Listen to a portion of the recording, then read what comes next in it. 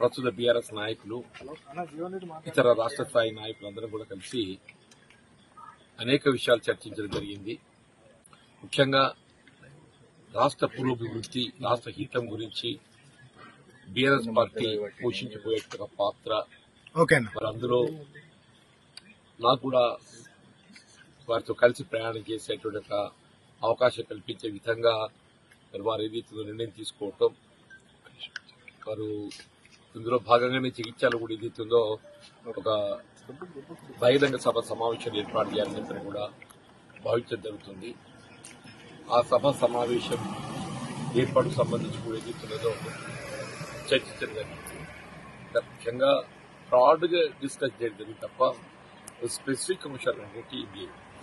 Only thing is KCR గారు జీవితాల్లో అవ్వాలని చెప్పిన అందరూ కూడా వారి ప్రత్యేకంగా విజ్ఞప్తి చేయడం జరిగింది.